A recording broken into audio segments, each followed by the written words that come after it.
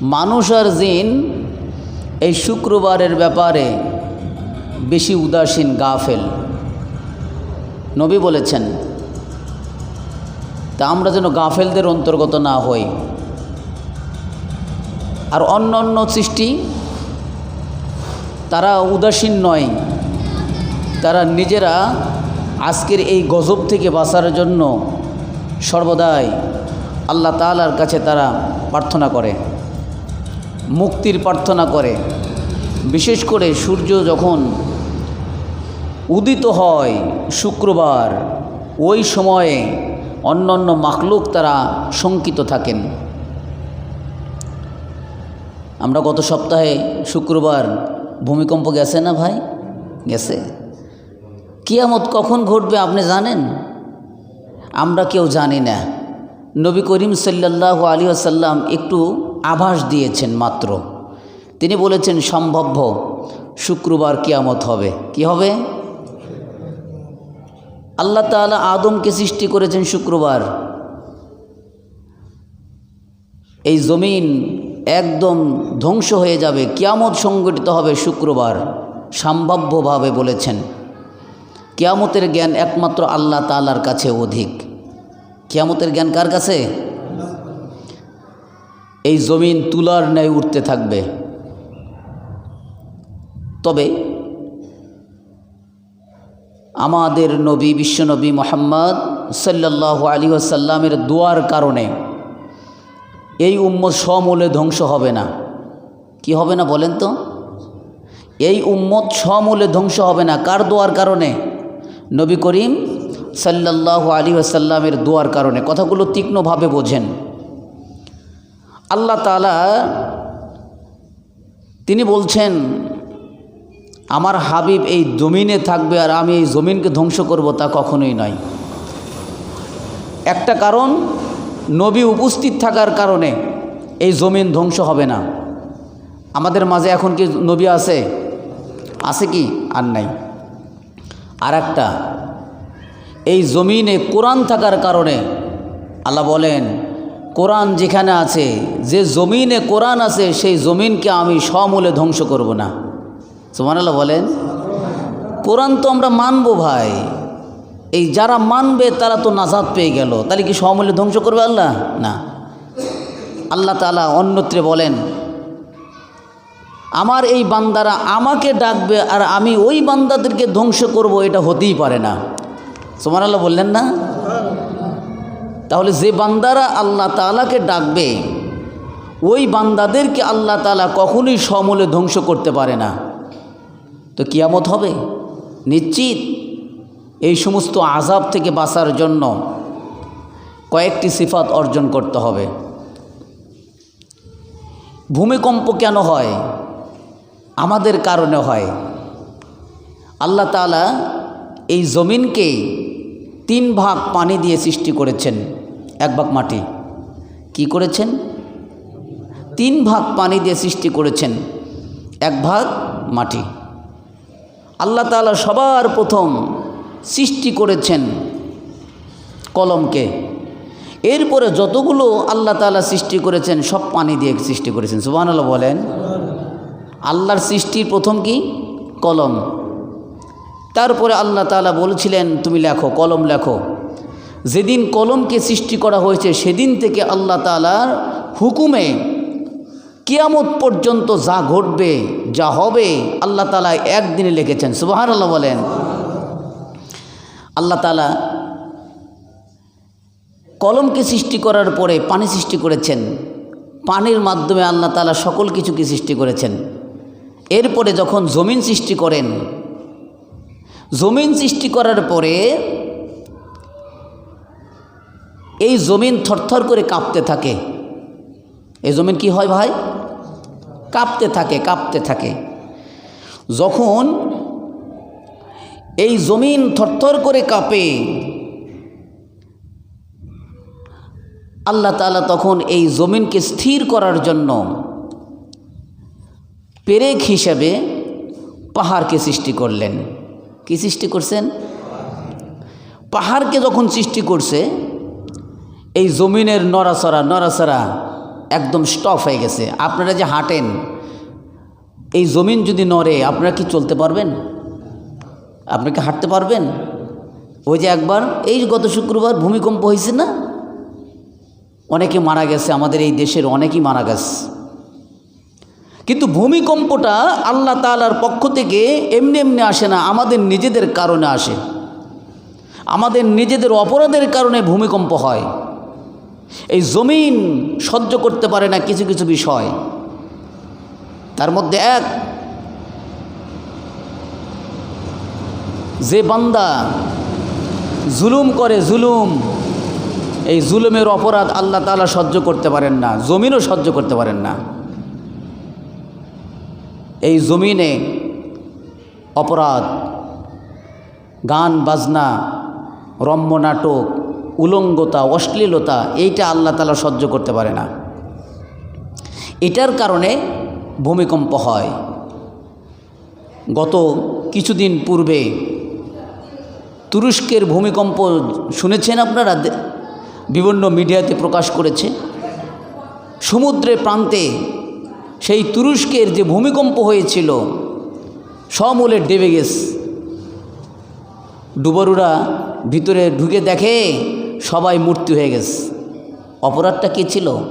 তারা অর্ধ উলঙ্গ অবস্থায় নর্তকী দিয়ে ড্যান্স করতেছিল। আল্লাহ তাআলা এটা সহ্য করতে পারেন নাই। সমূলে সেই জায়গাটাকে একেবারে আল্লাহ তাআলা ধ্বংস করে দিয়েছিলেন। অর্থাৎ যে জমিনে অপরাধ কর্ম বেশি হবে, গান বাজনা বেশি হবে, সেই জমিনে ভূমিকম্প হবে। কি হবে বলেন? আল্লাহ তাআলা আর একটা বিষয় সহ্য করতে পারেন না। আল্লাহ তাআলার দেওয়ার সম্পদ আপনাকে দান করেছেন। এই সম্পদের মালিক কে? বলেন বলেন। আপনার জীবনের মালিক কে? আল্লাহ আপনার জীবনের মালিক, আল্লাহ আপনার সম্পদের মালিক। আপনাকে আল্লাহ তাআলা সম্পদ দান করেছেন, আর আপনি বখিলতা করবেন। আল্লাহ তাআলা এইগুলো পছন্দ করেন না। বখিলের সম্পদ এই জমিনে ডুবে দেন একবারে। কারুনের কথা শোনেন নাই? কারুনের সম্পদ এই জমিনেই ডাবানো হয়েছে। কারুনের সম্পদ এই জমিনেই ডাবানো হয়েছে। বখিলতার কারণে আল্লাহ তাআলার পক্ষ থেকে গজব হয়। কি হয় বলেন? এই জন্য বখিলতা করা যাবে না। দান, সাদাকা এগুলো বেশি বেশি করতে হবে, আল্লাহ তাআলার রাগ দূর হবে। গত সপ্তাহে শুনেছেন, দান সাদকার মাধ্যমে আল্লাহ তাআলার রাগ দূর হয়। অন্য কোনো উপাদান, অন্য কোনো আমল এমন নয়, আল্লাহ তাআলার রাগকে খুব দ্রুত গতিতে নির্বাপিত করে। যে আমলটা সবচাইতে আল্লাহ তাআলার কাছে রাগকে নির্বাপিত করার সবচাইতে গুরুত্বপূর্ণ আমল হলো দান সাদকা করা। কোন আমল বলেন? দান সাদকা। আল্লাহ তাআলা এই জন্য দানে উৎসাহিত করেছেন, উদ্বুদ্ধ করেছেন। যে দান করছে সে কখনোই ঠকে নাই, হারে নাই। আল্লাহ তাআলা এই জমিনকে স্থির করার জন্য পাহাড় সৃষ্টি করেছিলেন। জিবরিল আমিন আশ্চর্যিত হলেন, হয়ে বলতেছেন, ইয়া আল্লাহ, পাহাড় এত শক্তিশালী, এই জমিন থরথর করে কাঁপতেছিল, সেটাকে স্থির করে দিল। পাহাড়ের চাইতে অধিক শক্তিশালী আর কিছু আছে? আল্লাহ তাআলা বললেন, হ্যাঁ, পাহাড়ের চাইতে আমি অধিক শক্তিশালী করেছি লোহাকে। হাদিসটা পাবেন তিরমিজি শরীফে 3369 নম্বর হাদিস। আল্লাহ বললেন, হ্যাঁ, আমি পাহাড়ের চাইতে শক্তিশালী করেছি লোহাকে। সুবহানাল্লাহ বললেন না? পাথর আর লোহা এক জায়গায় রেখে পেটন দিলে কোনটা আগে ভাঙে? পাথর। তাহলে পাথরের চাইতে লোহার শক্তি বেশি। জিবরিল আমিন আল্লাহ তাআলার প্রশংসার সেজদা করলেন, আল্লাহ তাআলার প্রশংসা করলেন। এত শক্তি লোহাকে করেছেন আপনি? ইয়া আল্লাহ, লোহার চাইতে কি অধিক শক্তিশালী আর কিছু আছে? বলে হ্যাঁ। আমি লোহার চাইতে অধিক শক্তিশালী করেছি আগুনকে। কাকে করেছে? একটু বলেন তো ভাই, কথা বলেন। লোহার চাইতে শক্তিশালী আগুন। কামারদেরকে দেখেন, কর্মকার, তারা লোহাকে কত সহজে আগুন দিয়ে বিভিন্ন কিছু আমাদের জন্য প্রস্তুত করে দেয়। লোহা কাবু কার কাছে? আগুনের কাছে। অর্থাৎ এ থেকে প্রমাণ যে লোহার চাইতে শক্তিশালী হলো আগুন। হযরত জিবরাইল আমিন আল্লাহ তাআলার প্রশংসা করলেন, আল্লাহ আপনার কুদরত দেখলাম, আগুনের চাইতে কি অধিক শক্তিশালী আর কিছু আছে? আল্লাহ তাআলা বললেন, হ্যাঁ, আগুনের চাইতে অধিক শক্তিশালী আমি আল্লাহ তাআলা করেছি পানিকে। কাকে করেছে? পানিকে। যত শক্তিশালী আগুন হোক, যদি পানি সেখানে নিক্ষেপ করা হয়, সাথে সাথে সে আগুনগুলো কি হয়ে যায়? নির্বাপিত হয়ে যায়। পানির পাওয়ার দেখে জিবরাইল আমিন সেজদায় পড়লেন, আল্লাহ পানির মধ্যে এত ক্ষমতা দিয়েছেন, এত শক্তি দিয়েছেন। এরপরে আল্লাহকে আবার পুনরায় জিজ্ঞেস করলেন, আল্লাহ পানির চাইতে অধিক শক্তিশালী কি আর কিছু আছে? আল্লাহ তাআলা বললেন, হ্যাঁ, আমি পানির চাইতে অধিক শক্তিশালী করেছি বাতাসকে। কাকে করেছে? বাতাস। বাতাসের শক্তি দেখাইলেন আল্লাহ তাআলা। জিবরাইল আমিন সেজদায় লুটে পড়লেন, আল্লাহ তাআলার প্রশংসা করলেন। আল্লাহ বাতাসের এত শক্তি করেছেন। এরপরে আল্লাহ তাআলাকে আবার প্রশ্ন করলেন, ইয়া আল্লাহ, বাতাসের যে ক্ষমতা, বাতাসের চাইতে অধিক শক্তিশালী কি আপনি আর কিছু করেছেন, সৃষ্টি করেছেন এই জমিনে? আল্লাহ তাআলা বললেন, হ্যাঁ, বাতাসের চাইতে আমি অধিক শক্তিশালী করেছি বনি আদমের ওই দান। বনি আদম সন্তান যে দানটা করে, ডান হাতে দান করে, বাম হাত জানে না, ওই দানটাকে আমি বাতাসের চাইতেও গতিশীল করেছি, বাতাসের চাইতেও শক্তিশালী করেছি। আরেকটু আস্তে, সুবহানাল্লাহ, আরেকটু আস্তে বলেন। বান্দা যে দান করে 1 টাকা ইখলাস নিয়ে, এই দানের শক্তি কত? আল্লাহ তাআলার যত সৃষ্টি দেখলেন, সমস্ত সৃষ্টির চাইতে এই দানের শক্তি আল্লাহ তাআলার কাছে অধিক শক্তিশালী। হতে হবে ইখলাসপূর্ণ। ডান হাত দান করবে, বাম হাত জানবে না, রিয়া থাকবে না, দানের মধ্যে কোনো প্রকার রিয়া থাকবে না। প্রশ্ন হলো, প্রকাশ্যে দান করা যায়? বলে হ্যাঁ, প্রকাশ্যে দান করা যায়। গোপনে দান করা যায়? বলে হ্যাঁ, গোপনে দান করা যায়।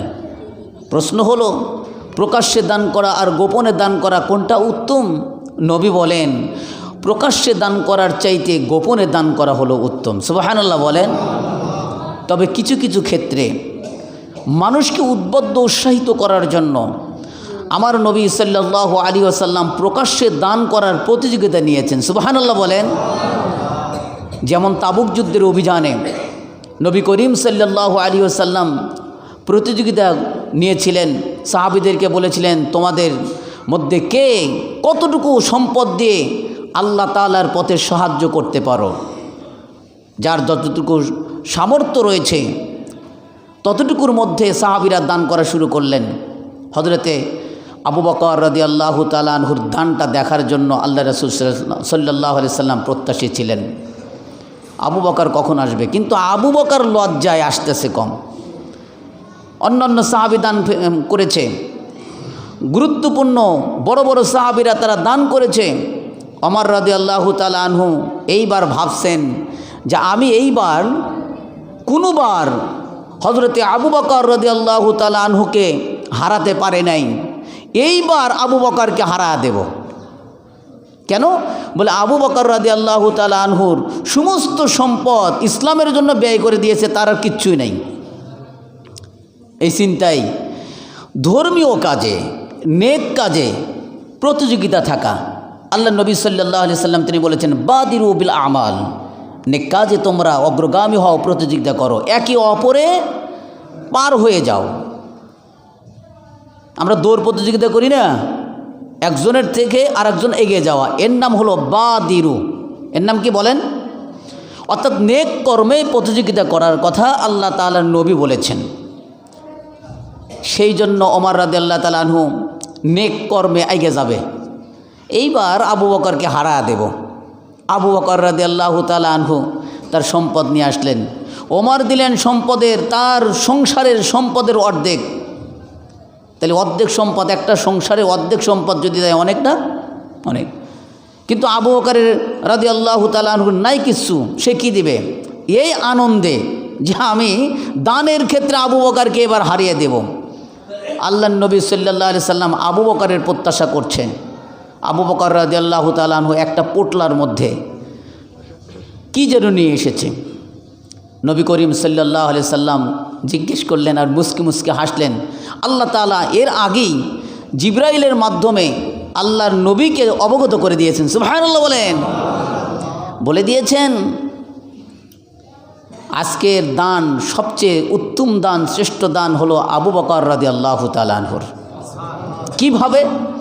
আল্লাহর নবী সাল্লাল্লাহু আলাইহি সাল্লাম আবু বকরকে জিজ্ঞেস করেছে, আবু বকর, তাবুক যুদ্ধের অভিযানে তুমি কি নিয়ে এসেছো?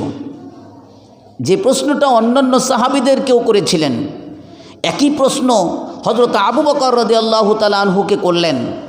আবু বকর রাদিয়াল্লাহু তাআলা আনহু বললেন, আমি আমার সংসারের আমার পরিবারের সমস্ত সম্পদ আমি আল্লাহ তার রাসূলের জন্য ব্যয় করেছি।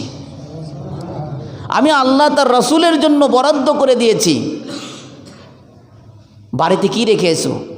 বলে আল্লাহ তার রাসূল ছাড়া আমার বাড়িতে আর কিচ্ছু রাখি নেই। বলেন দান শ্রেষ্ঠ কার? অথচ পোটলার মধ্যে অল্প। নবী করিম সাল্লাল্লাহু আলাইহি সাল্লাম বলেছেন, শোনো, সাহাবীদের এক মুষ্টি দান তোমাদের উহুদ পাহাড় বরাবর যদি তোমরা স্বর্ণ দান করো, তোমাদের এই উহুদ পাহাড় বরাবর স্বর্ণ দান করার চাইতেও সাহাবীদের এক মুঠ সম্পদ দান করা অনেক উত্তম। তাদের ধারে কাছে আমরা যাইতে পারবো না। কেন? বলে তাদের নিয়ত ছিল পরিপূর্ণ, ইখলাস ছিল পরিপূর্ণ।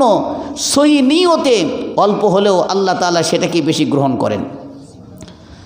হযরত ওমর রাদিয়াল্লাহু তাআলা আনহু বললেন, আজকে হারাতে চেয়েছিলাম আবু বকরকে, আজকেও পারলাম না, কারণ আমার সংসারের অর্ধেক নিয়ে এসেছি আর আবু বকর সমস্ত সম্পত্তি নিয়ে এসেছে। সুবহানাল্লাহ বলেন। আমার কাছে আছে 2 টাকা, আমি দিছি 2 টাকা। আমার কাছে আছে 1 লক্ষ টাকা, দিছি 10,000 টাকা। কারটা বেশি বড় দেখে বলেন তো? 2 টাকা না 1 লক্ষ টাকা? 10,000 টাকা। নিঃসন্দেহে 2 টাকা, কারণ আমার আছেই 2 টাকা, দিয়েছি 2 টাকা, যদিও বা দেখা যায় পরিমাণে অনেক কম। তাই নবী বললেন যে 1 টাকা 1 লক্ষকে অগ্রগামী করেছে। সুবহানাল্লাহ বলেন। এই কথা কি বুঝছেন? 1 টাকা 1 লক্ষকে অগ্রগামী করেছে, অর্থাৎ 1 লক্ষর চাইতে 1 টাকা এগিয়ে গেছে। এর পিছনে কারণ হলো ইখলাস। সম্মানিত উপস্থিতি সুধী, আমরা জানি দানে আল্লাহ তাআলা আমাদেরকে বালা মুসিবত দূর করেন। আপনার অসুখ হয়েছে, সেই অসুখের চিকিৎসা করার জন্য নবী করিম সাল্লাল্লাহু আলাইহি ওয়াসাল্লাম বলছেন, তোমরা অসুস্থতার চিকিৎসা দান সাদগার মাধ্যমে করো। নবী করিম সাল্লাল্লাহু আলাইহি ওয়াসাল্লাম দানে উদ্বুদ্ধ করেছেন, এত উৎসাহিত করেছেন, উদ্বুদ্ধ করেছেন।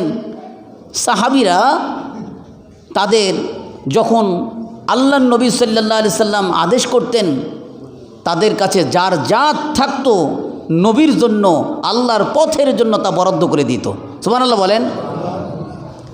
নবী করিম সাল্লাল্লাহু আলাইহি ওয়াসাল্লাম একবার মসজিদে বসে বলতেছেন, শোনো, আল্লাহর পথে যারা জোড়া জোড়া খরচ করে, ডবল দেয়, নিয়ত থাকতে হবে এরকম, 1 টাকা না 2 টাকা দেব। কে বলেন তো? জোড়া 10 টাকা না 2 10 দেব 20। কি বলেন? আমার নিয়ত আছে যে আমি 10 টাকা আজকে মসজিদে দান করব, সাথে সাথে তৎক্ষণাৎ ডবলের নিয়ত করবেন। কিসের নিয়ত করবেন? ডবল। নিয়ত আছে 500 টাকা দান করব, না, সাথে সাথে ডবলের নিয়ত করবেন, 1000 টাকা দেব। আগে কি একটা স্থির করেন, এই স্থিরটা ডবল করেন। আমি বুঝাতে পারছি কি? নবী করিম সাল্লাল্লাহু আলাইহি সাল্লাম মসজিদে বসে বলতেছেন, মান আনফাকা যাওজাইনি মিন শাইইন মিনাল আশিয়াই ফি সাবিলিল্লাহ। আল্লাহ তাআলার পথে কোনো ব্যক্তি জোড়া জোড়া খরচ করছে, ব্যয় করছে, দান করছে, এই ব্যক্তিকে জান্নাতের সমস্ত দরজা থেকে ডাকা হবে। সুবহানাল্লাহ বলেন। জান্নাতের যতগুলো দরজা আছে প্রত্যেকটি ইবাদতের স্পেশাল দরজা থাকবে। রোজার জন্য দরজা থাকবে, নামাজের জন্য দরজা থাকবে, দান সদকার জন্য দরজা থাকবে। কিন্তু আনন্দের ব্যাপার হলো রোজার দরজা দিয়ে রোজাদার ছাড়া কেউ যাইতে পারবে না। কি বললাম দেখি বলেন তো? রোজার দরজা দিয়ে রোজাদার ছাড়া কেউ যাইতে পারবে না। নামাজের দরজা দিয়ে নামাজি ছাড়া কেউ যাইতে পারবে না। কিন্তু দান সাদকা যারা করে এদেরকে আল্লাহ তাআলা এমন পারমিশন দিয়ে দিবেন, এমন টোকন দিয়ে দিবেন, যে টোকন দিয়ে সকল দরজা দিয়ে সে প্রবেশ করতে পারবে। সুবহানাল্লাহ। আপনি একবার ভাবেন, দান সাদকা করছেন, আপনার কাছে আল্লাহ তাআলা একটা টোকন দিয়ে দিয়েছেন। এই টোকনে পারমিশন লেখা আছে, জান্নাতের যে কোনো দরজা দিয়ে তুমি প্রবেশ করতে পারবে। নবী করিম সাল্লাল্লাহু আলাইহি সাল্লাম মুস্কি মুস্কি হেসে বলতেছেন, তোমরা কি জানো এই দরজা দিয়ে কে প্রবেশ করবে জানো? আমি আশা করতেছি সেই লোকটা হলো আবু বকর সিদ্দিক রাদিয়াল্লাহু তাআলা। কারণ আল্লাহর নবী সাল্লাল্লাহু আলাইহি সাল্লামের জীবনে যতবার দান চেয়েছেন ততবার হযরত আবু বকর রাদিয়াল্লাহু তাআলা আনহু তিনি দান করেছেন। কখনোই তিনি দানে ক্ষান্ত হন নাই, বরংস তিনি ডবল ডবল দিয়েছেন। অন্যান্য সাহাবী যদি একটা দিত, আবু বকর সিদ্দিক রাদিয়াল্লাহু তাআলা আনহু দুটা দিতেন। এই জন্য নবী করিম সাল্লাল্লাহু আলাইহি সাল্লাম বলেন, ওই ব্যক্তিটা হিসাবে জান্নাতের প্রত্যেকটি দরজা দিয়ে প্রবেশ করবে সেই ব্যক্তিটা আবু বকর রাদিয়াল্লাহু তাআলা আনহু। আমি আশা করতেছি আল্লাহর কাছে সেই ব্যক্তিটা হবে আবু বকর। আচ্ছা, আবু বকর প্রত্যেকটি দরজা দিয়ে প্রবেশ করার অর্থ কি? বলে তিনি বেশি বেশি দান সাদকা করতেন। নবী করিম সাল্লাল্লাহু আলাইহি সাল্লাম তিনি বলছেন, জাহান্নামের আগুন থেকে বাঁচো, ইত্তাকুন নার ওয়ালাউ বিশিক্কিন তামরাতিন। আল্লাহর নবী বলছেন, জাহান্নামের আগুন থেকে বাঁচো, বাঁচো একটি খেজুর দিয়ে হলেও, একটি খেজুর দান করে হলেও। মুহাদ্দিসে কিরামগণ বলেন, এমনকি বলা হয়েছে একটি খেজুরের ছিলকা হলেও, পূর্ণাঙ্গ খেজুর নাও যদি না থাকে, খেজুরের ছিলকাও যদি দান করে হয়, এই খেজুরের একটি খেজুরের ছিলকা দান করে হলেও জাহান্নামের আগুন থেকে বেঁচে থাকো। তার মানে এটা সম্ভব, দানের মাধ্যমে জাহান্নামের আগুন থেকে আপনি বাঁচতে পারবেন। জাহান্নামের আগুন কেমন কঠিন জানেন? আল্লাহর নবী সাল্লাল্লাহু আলাইহি ওয়াসাল্লাম তিনি বলছেন, জাহান্নাম বছরে 2 বার শ্বাস ফেলায়। কয়বার? নিঃশ্বাস। আমরা তো কত সেকেন্ডে কতবার ফালাই হিসাব আছে আমাদের? আল্লাহ যদি আমাদেরকে শুধু বলতেন খাজনা দাও একবার নিঃশ্বাসের কারণে, খাজনা দাও, দিনে কতবার নিঃশ্বাস ফেলাও তার উপর আমি কর ধরতেছি, ট্যাক্স, আমাদের কত লক্ষ লক্ষ টাকা কর দেওয়া লাগতো, দিয়ে কি শেষ করতে পারতেন? আল্লাহ তাআলা আমাদেরকে এই কর না নিয়ে ফ্রি দিয়েছেন। ফ্রি দেয় নাই, ফ্রি দিয়েছেন আল্লাহ তাআলা। তাই বললেন, শোনো, জাহান্নামের আগুন থেকে বাঁচো, একটি মাত্র খেজুর দান করে হলেও, অথবা খেজুরের একটু ছিলকা দান করে হলেও। জাহান্নাম খুব কঠিন, জাহান্নাম খুবই কঠিন, খুবই ভয়ঙ্কর। যে জাহান্নামের শাস্তি বোঝার জন্য দুনিয়াদার মানুষদেরকে একটু সংবাদ দিয়েছেন আল্লাহর নবী, সংবাদ দিয়েছেন আল্লাহ তাআলা। কেমনে ভাবে দিয়েছেন? বলে জাহান্নাম বছরে 2 বার নিঃশ্বাস ফেলায়। একবার নিঃশ্বাসের কারণে মানুষ ঠান্ডা অনুভব করে 6 মাস। কয় মাস? একবার নিঃশ্বাসের কারণে, জাহান্নামের একবার নিঃশ্বাসের কারণে আমরা 6 মাস ঠান্ডা পাই।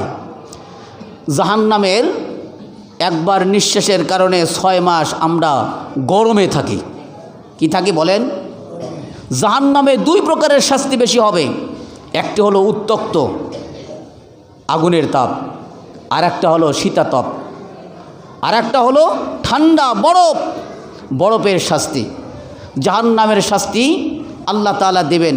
এই জন্য দুনিয়াদার মানুষদেরকে বোঝার জন্য বছরে 2 বার নিঃশ্বাস ফেলার সুযোগ করে দেন। তাছাড়া এই জাহান্নাম নিজেও তার জাহান্নামের আগুনে নিজেই দগ্ধ হতে থাকে।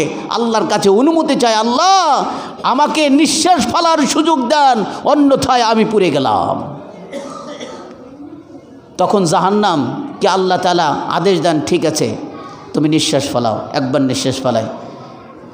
তখন কি হয়? উত্তপ্ত নিঃশ্বাস যখন ফেলায় আমরা গরম অনুভব করি। আবার শীতে জাহান্নামে বরফের কারণে একদম ঠান্ডা হয়ে যায়।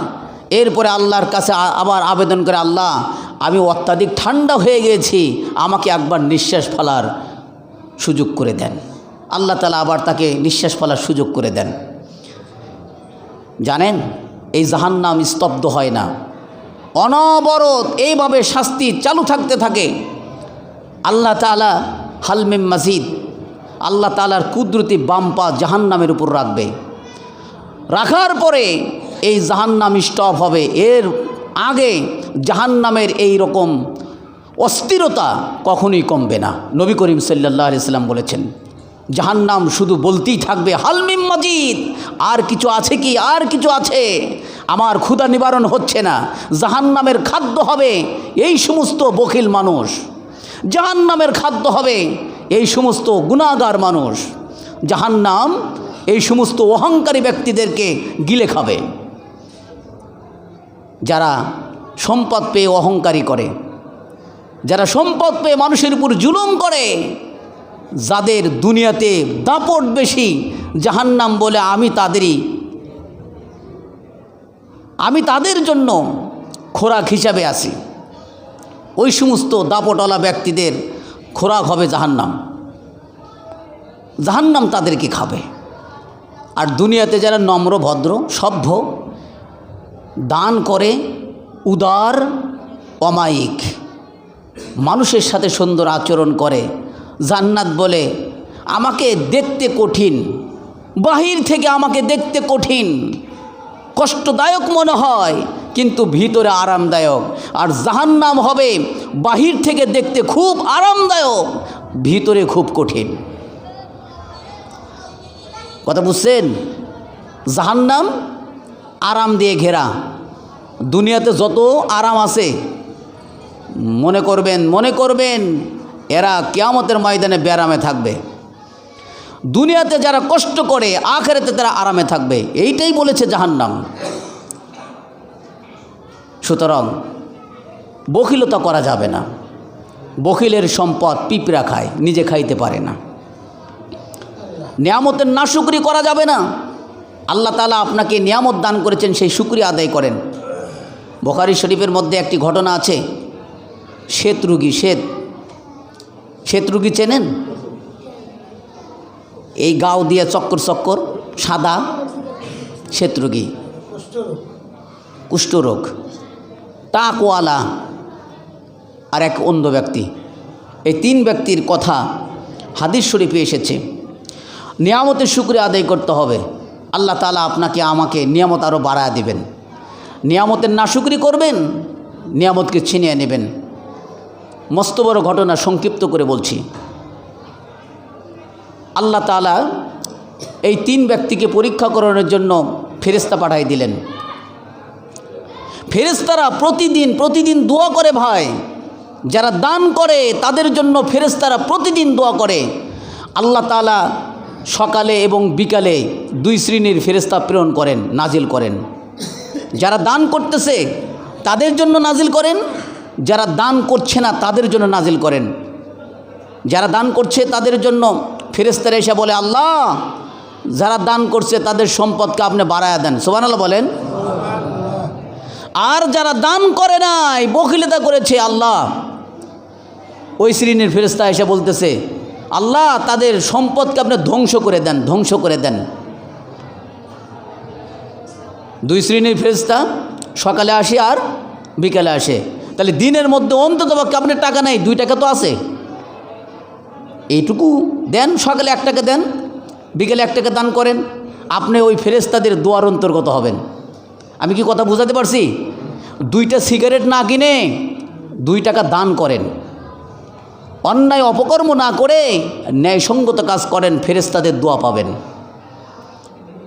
নিয়ামতের শুকরিয়া আদায় করেন। ওই ফেরেশতা এসে ওই 3 ব্যক্তির কাছে, আমি যেটা বলতেছি প্রতিদিন ফেরেশতা আসে দানকারীদের কাছে, আবার যারা দান করে না তাদের কাছেও আসে। দানকারীদের জন্য দোয়া করে আল্লাহ সম্পদ বাড়িয়ে দেন, আর যারা দান করে না তাদের জন্য বদদোয়া করে। বদদোয়া, ফেরেশতাদের বদদোয়া আমরা কি নিতে চাই? ফেরেশতারা বলে আল্লাহ তাদের সম্পদকে ধ্বংস করে দেন।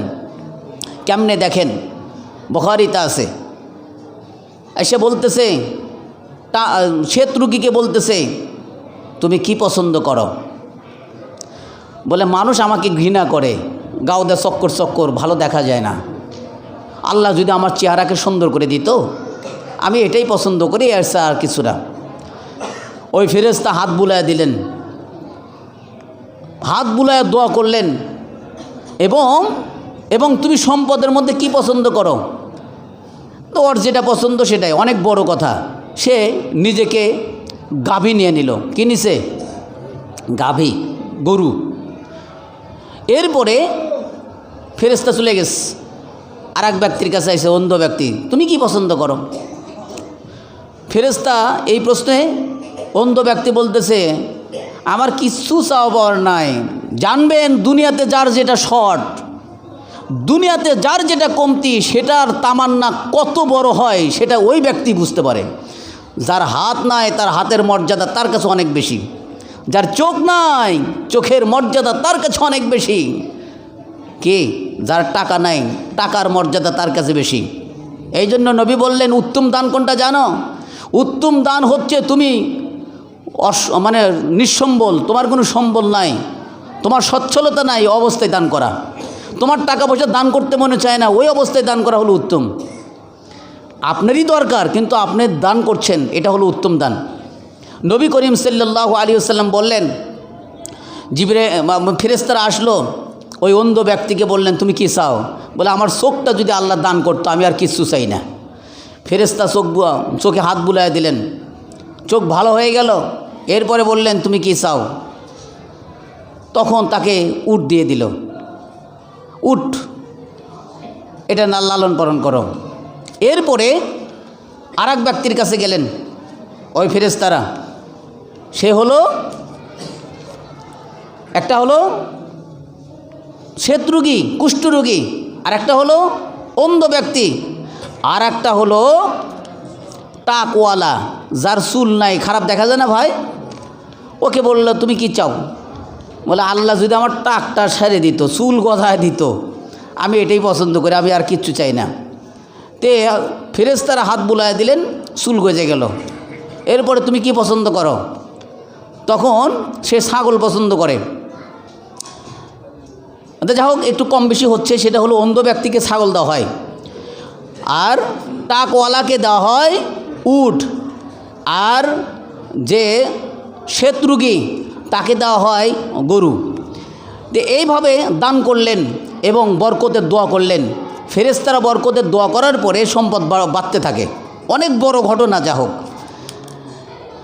যখন সম্পদ বাড়ে আল্লাহ তাআলার পক্ষ থেকে এই 3 ব্যক্তিকে আবার পরীক্ষা করানোর জন্য আল্লাহ আবার পাঠায় দেয়।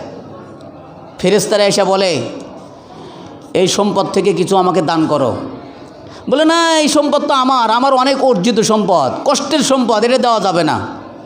সে তালা বলে ফেলে দিল। আবার টাকওয়ালা বলে ফেলে দিল, আমার এটা বাপদাদার উত্তরসূরি, বাপদাদার উত্তরাধিকারী সম্পত্তি, অনেক কষ্ট করা সম্পদ, এটা দেওয়া যাবে না, দান করতে পারবো না। অন্ধ ব্যক্তির কাছে বলল যে তোমার সম্পদ থেকে আমাকে কিছু দান করো। অন্ধ ব্যক্তি বলল যে হ্যাঁ, এই সম্পদ আমার কিচ্ছুই ছিল না, আল্লাহ আমার চোখটাও নিয়ে গেছিলেন, আবার আল্লাহ আমাকে চোখ ফিরিয়ে দিয়েছেন, আমার কোনো সম্পদ ছিল না, আল্লাহ আমাকে সম্পদ দিয়েছেন, ছাগলের পাল দিয়েছেন, তোমার যতগুলো ছাগল এখান থেকে পছন্দ সব নিয়ে নাও। সুবহানাল্লাহ বললেন না? অন্ধ ব্যক্তি নিয়ামতের শুকরিয়া আদায় করলেন, আর দুই ব্যক্তি নিয়ামতের নাশুকরি করলেন। ওই ফেরেশতারা সম্পদ নষ্টের জন্য বদদুয়া করে দিলেন, তুমি যদি মিথ্যাবাদী হয়ে থাকো তাহলে তোমার অবস্থা পূর্বের মতন হোক, আর তুমি যদি সত্যবাদী হও তাহলে তোমার সম্পদে আল্লাহ আরও বরকত দান করুক। বলেন তো ওই দুই ব্যক্তির সম্পদ আর থাকবে? কিন্তু সত্যবাদী কে ছিল? অন্ধ ব্যক্তি। সত্যবাদী কে ছিল? অন্ধ ব্যক্তি। আল্লাহ তাআলা তার সম্পদকে আরও বাড়ায় দিল। এই জন্য নবী বলেছেন, দান করলে সম্পদ কমে না, দান করলে সম্পদ বাড়ে। সুতরাং দানের মাধ্যমে আল্লাহর রাগকে দূর করা যায়, দানের মাধ্যমে নিজের ইসলাহ করা যায়, দানের মাধ্যমে গুনাহ থেকে মুক্ত হওয়া যায়। গুনাহ থেকে মুক্ত হওয়ার জন্য দানের চাইতে উত্তম উপাদান আর নাই। সুতরাং ভাই, দান করুন, বেশি বেশি দান করুন।